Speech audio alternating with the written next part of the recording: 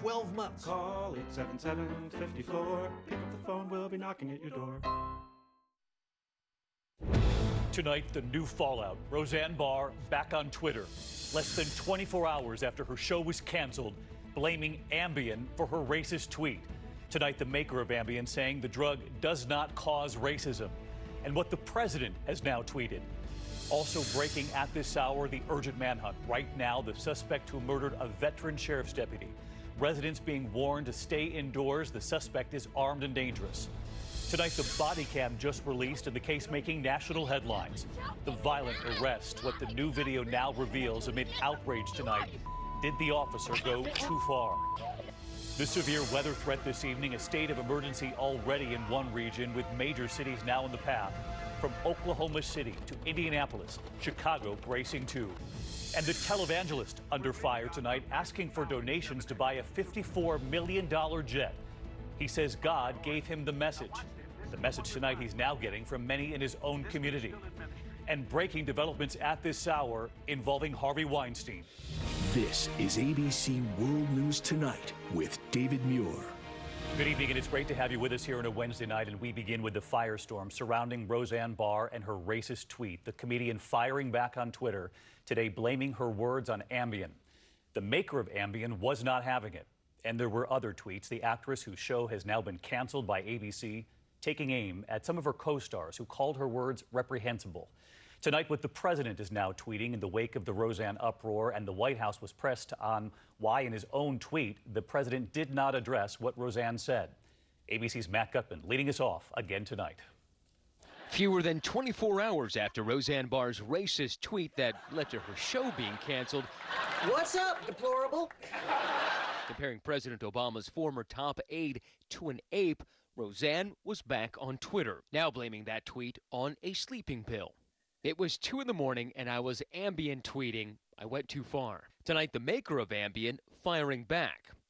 While all pharmaceutical treatments have side effects, racism is not a known side effect. But today, even after trying to blame Ambien, After my nighttime meds kick in, I'm legally dead till 7 a.m. Roseanne then retweeting images of characters from Planet of the Apes with Valerie Jarrett's image next to them. Tonight, President Trump, who celebrated Roseanne before, even look at Roseanne. I called her yesterday. Look at her ratings. Look at her ratings. has so far not condemned her racist words. Instead, the president tweeting about Disney CEO Bob Iger, the head of ABC's parent company, after Iger called Jarrett personally to apologize for Roseanne's racist tweet. And this morning, the president tweeting, he never called President Donald J. Trump to apologize for the horrible statements made and said about me on ABC. Maybe I just didn't get the call. Ignoring Roseanne's words completely, and when pressed on this today, the White House at first complained of a double standard before eventually saying no one is defending Roseanne. The president simply calling out the media bias. No one's defending what she said. Roseanne firing off more than 200 tweets since losing her show and vowing to leave Twitter, even turning on some of her co-stars. Writing to actor Michael Fishman, who called her tweet reprehensible, "You throw me under the bus. Nice." And to Sarah Gilbert, who called the comment abhorrent, she replied, "Wow, unreal." She's been all over the map with it. I wish she had just said, "I'm sorry," or like, Valerie Jarrett said, that this could be a learning moment. And tonight, the executive producer of the show, David Kaplan, telling The Hollywood Reporter he and the writers had just returned to work on the next season. It was their first day back. Stunned by Roseanne's tweet, now many of them out of a job. Even so, when asked their reaction, Kaplan said the reaction was universal disgust, adding, "We were horrified by it, and we also knew what it meant for the show. When it came to racism, there was no longer any way to accept what she was saying." Tonight, Roseanne saying, "I feel bad for POTUS. He goes through this every single day." And even today, as she retweeted that Planet of the Apes image next to Valerie Jarrett, Roseanne Barr still insisting she's no bigot. "I'm not a racist. I never was, and I never will be." And Matt Gutman back with us tonight. And Matt, as you point out, Roseanne Barr lashing out on Twitter. The writers, producers, in the meantime, have expressed disappointment because the original mission of this show and why it was a comeback hit has now been lost in all this. That's right, David. As Roseanne's message turned from contrite to combative, those cast and crew who worked on the show that we've spoken with say that what is most crushing to them is that the original mission of the show was all about inclusivity, showing the plight of middle-class families across America. They now fear that that has been lost amidst all of this controversy. David. Matt Gutman leading us off again tonight. Matt, thank you. Also developing at this hour, the urgent manhunt for the killer of a sheriff's deputy in Tennessee. Authorities say Deputy Daniel Baker, a husband and father, was responding to a report of a suspicious vehicle. He was then shot and killed, confronting the suspect. Tonight, police now identifying the alleged gunman as Stephen Wiggins. They are warning that he is armed and dangerous. And ABC's Alex Perez with news coming in on the search tonight. An intense manhunt just outside Nashville tonight. Investigators urgently going door to door, looking for a suspect they say gunned down a deputy sheriff trying to pull him over. Anyone that would murder a deputy sheriff protecting our community is a threat to anyone. The ordeal unfolding about 7 o'clock this morning in Dickson County, Tennessee. Nashville, all units, very copy on the bolo at Dickson County. Authorities say Sergeant Baker was responding to a suspicious vehicle report when he spotted Wiggins. Investigators then say Baker's radio went silent. Using GPS, they later tracked down his vehicle, finding his body inside.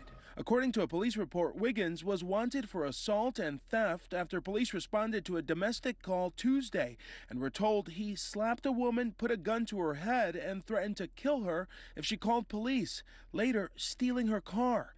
As authorities work to zero in on Wiggins, Sergeant Baker's colleagues tonight are praying for justice. It is my prayer to God that our court will be a terror to him on the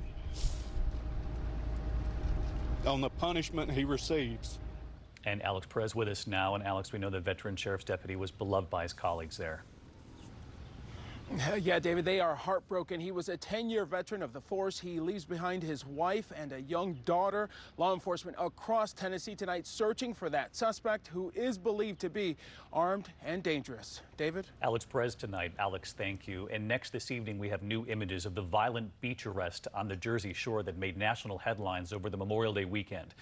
Just a short time ago, police now releasing body cam videos showing officers struggling with a 20-year-old woman. One officer accused of punching her in the head as he tried to restrain her. The woman is now facing several charges, including assaulting an officer, and the officer now is placed on administrative leave.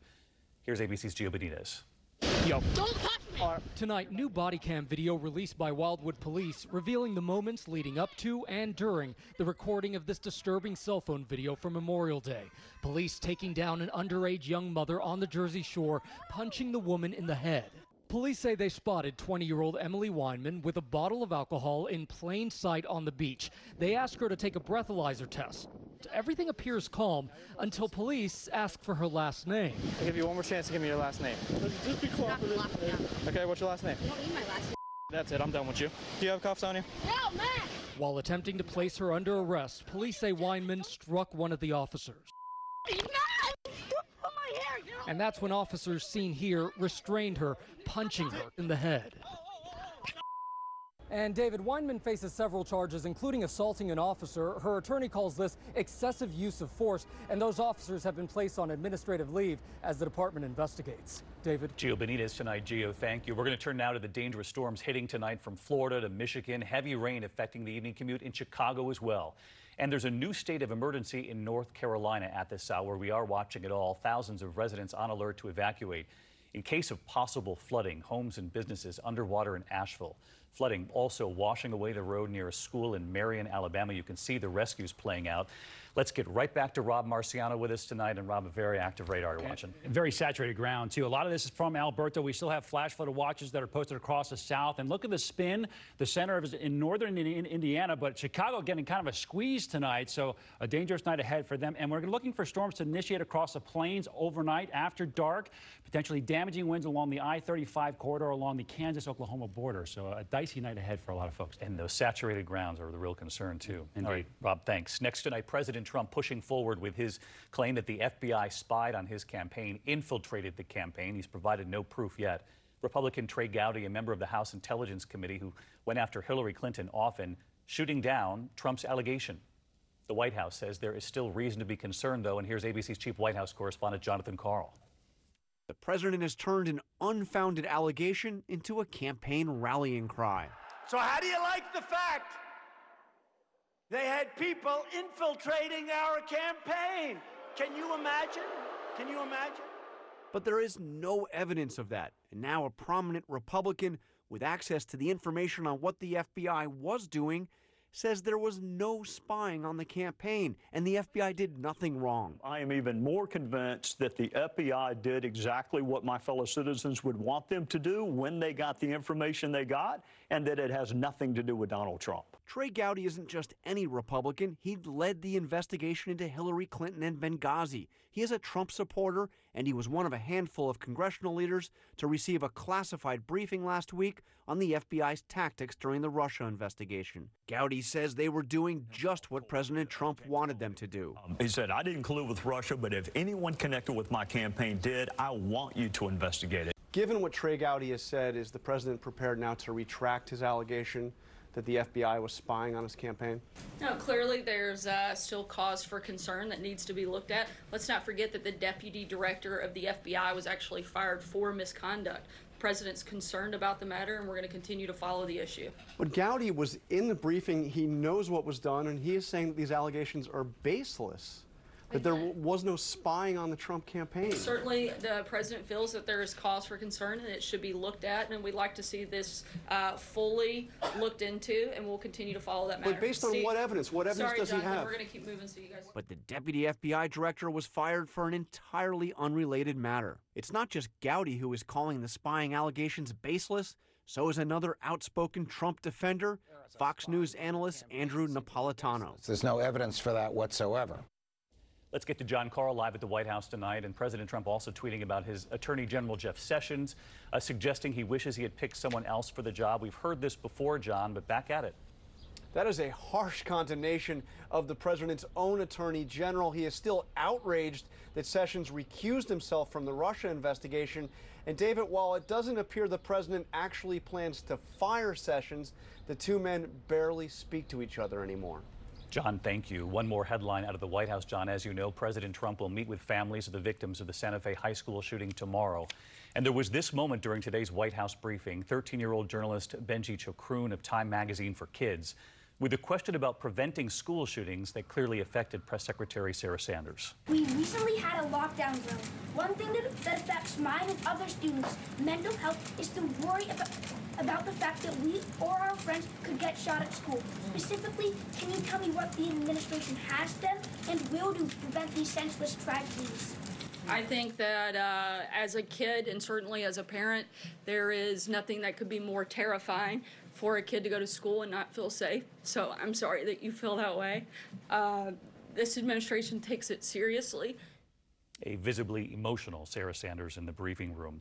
Next tonight, there are major developments involving the president's former attorney and friend, Michael Cohen. Attorneys giving him a deadline in the case, and here's ABC's Kira Phillips.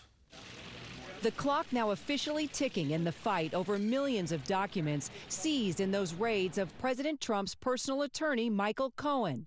High stakes on both sides. The judge today giving Cohen until June 15th to get through 3.7 million documents seized in those raids to make their case for attorney-client privilege. But Cohen's attorney saying they still need to get through 2/3 of that material. Today, pleading for more time. We have people sleeping on couches. We are working around the clock. The government also under pressure to build their case. Prosecutors today revealing for the first time that among items seized in those raids, Cohen's shredder. Normally when we shred documents, we think they're gone. Right, but they're not. If they're in strips, you can put them back together and potentially produce new criminal evidence. Other potential evidence? Secret tape recordings allegedly made by Cohen, according to Stormy Daniels' attorney, Michael Avenatti, who argues they could be explosive. When those recordings are disclosed, they are going to pose a host of problems for Michael Cohen and for the president. Avenatti appeared in court, but withdrew his request to join the case after receiving a swift slapdown from the judge. You will not be able to use this court as a platform. Now, if Cohen doesn't meet that June 15th deadline, the review of all this material will be left to the government, and they will have to decide